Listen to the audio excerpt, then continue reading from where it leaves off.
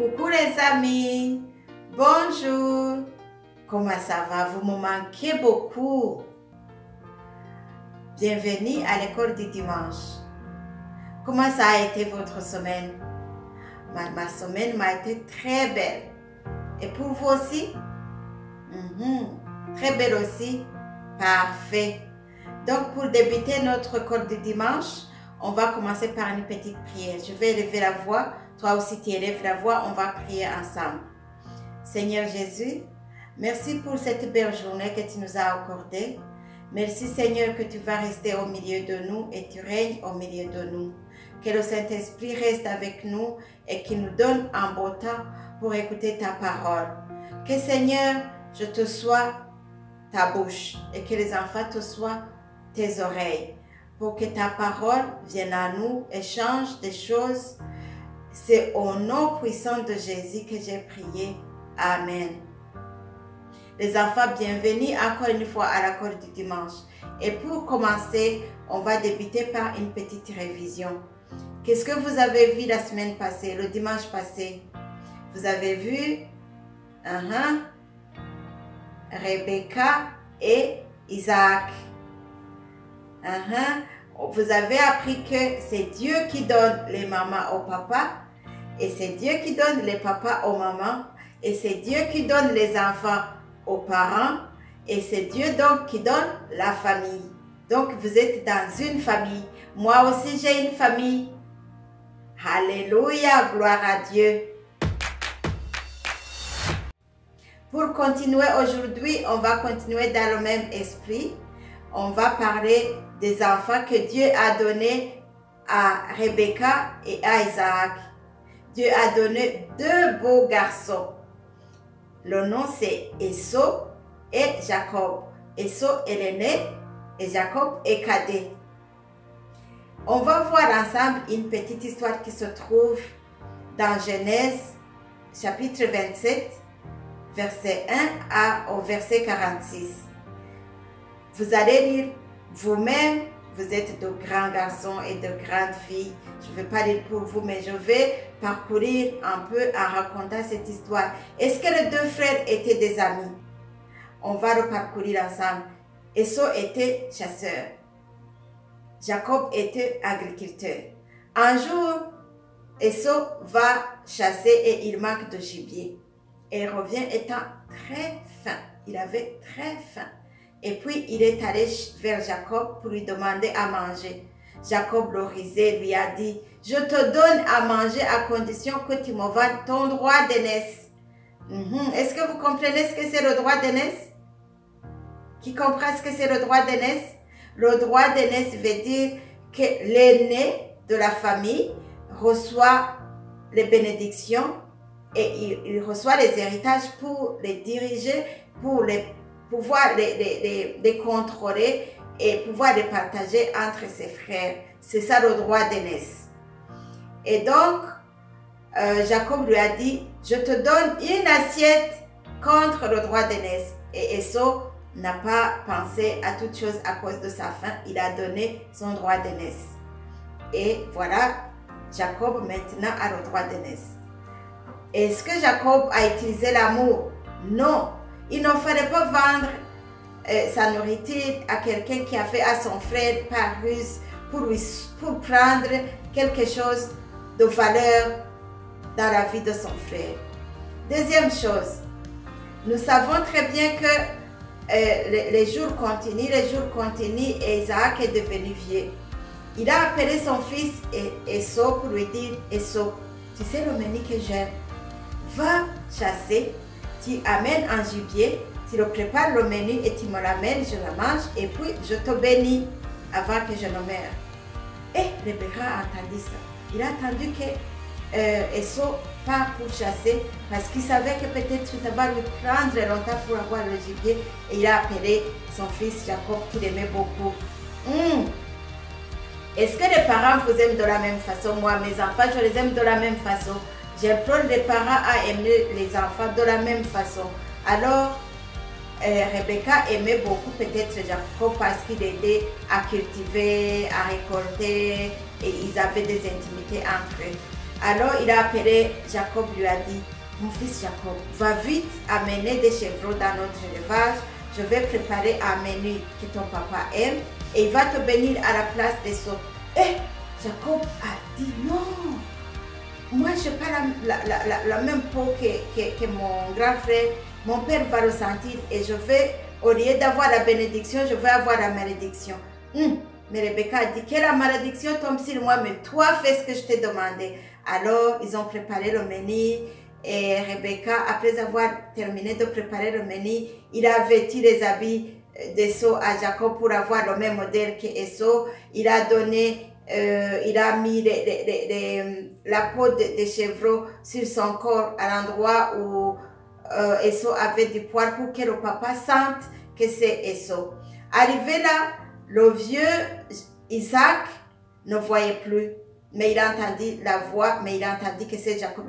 Le son, c'est Jacob, la voix c'est Jacob, mais le corps c'est Esau. Il a mangé et il a béni Jacob. Donc Jacob a volé la bénédiction encore une fois. C'est la deuxième chose que Jacob a volé contre son grand frère Esau. Quand Esau est revenu et qu'il a vu que le papa a donné la bénédiction à son petit frère, il a eu des cris d'amertume, il a eu mal, il ne s'est pas senti bien, donc il a juré.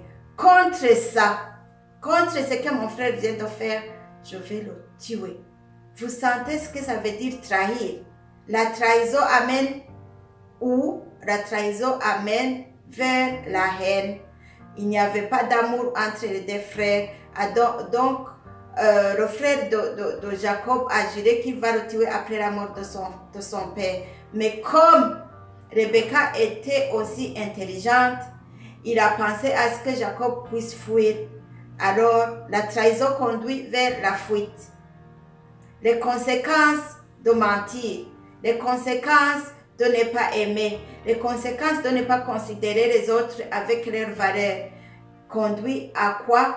À fuir sa maison natale pour aller dans une autre maison. Donc, il a fui vers son oncle maternel.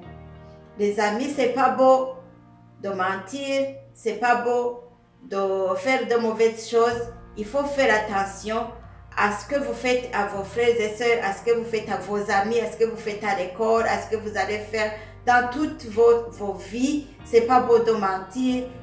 Il y a des conséquences néfastes sur le mensonge. Alléluia. Que Dieu vraiment nous protège pour que nos caractères soient des caractères de valeur. Et donc, comme nous venons de le voir, l'histoire d'Esau et de Jacob n'a pas été bonne, ils n'ont pas fait de bonnes relations. Je vais vous donner un verset qui va vous aider à lire et à comprendre comment la parole de Dieu nous dit de garder nos valeurs. Et maintenant, je vais vous donner un verset à mémoriser qui se trouve dans Philippiens 2, chapitre 2, versets 3 à 4. Et on va voir ensemble comment il faut cultiver nos valeurs, comment il faut changer nos caractères. Qu'est-ce que la parole nous dit? On va lire ensemble, prenez vos Bibles. Et ça dit quoi? Ça dit, ne faites rien par esprit de parti ou par vaine gloire, mais que l'humilité vous fasse regarder les autres comme étant au-dessus de vous-même. Que chacun de vous, au lieu de considérer ses propres intérêts, considère aussi ceux des autres. Je répète, on va répéter encore une fois, c'est Philippiens 2, versets 3 à 4. Ça dit quoi? Ça dit ceci. Ne faites rien par esprit de parti ou par vaine gloire, mais que l'humilité vous fasse regarder les autres comme étant au-dessus de vous-même. Que chacun de vous, au lieu de considérer ses propres intérêts, considère aussi ceux des autres. Qu'est-ce que la parole nous dit? La parole nous dit de voir les autres au-dessus de nous, de ne pas nous mettre au-dessus des autres, mais de considérer les autres comme de vrais amis. En fait, de vrais amis, l'un ne se voit pas au-dessus de l'autre, l'un ne se voit pas inférieur à l'autre, mais ils vont au même pied d'égalité, ils échangent des choses avec amour. Et deuxième chose, ça dit quoi? Que chacun de vous, au lieu de considérer ses propres intérêts, considère aussi ceux des autres.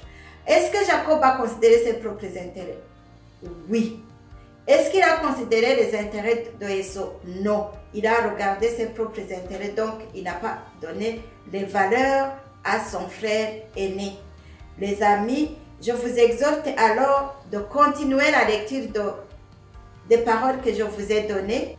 Que Dieu vous bénisse et vous garde pendant toute la semaine autour de ces paroles que nous avons étudiées ensemble. Et alors, pour terminer notre école du dimanche, je vais vous inviter encore une fois à prier ensemble. Je vais élever la voix, toi aussi tu vas élever la voix et on va prier ensemble. Prions ensemble. Seigneur Jésus, je te remercie pour la parole vivifiante que tu nous as donnée. Je te remercie, mon Dieu, mon roi, pour le temps que nous avons passé ensemble. Bénis nos familles. Bénis nos parents, bénis notre Église, bénis nos pasteurs, bénis Seigneur nos pays, bénis Seigneur le pays du Canada. Seigneur, nous t'implorons que ta faveur nous vienne, que ta main droite, Seigneur, nous aide à quitter le confinement en arrêtant les nouvelles contaminations de COVID-19.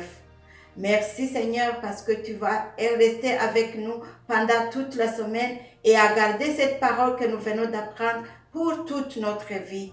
Que ton nom soit élevé, que Seigneur ta gloire te revienne. C'est au nom puissant de Jésus que j'ai prié. Amen. Coucou, merci beaucoup. Je pense que vous allez toujours méditer cette parole entre vous, entre frères, avec les parents, et sur le WhatsApp, sur tous les médias sociaux que vous utilisez. Bye! Bonne semaine!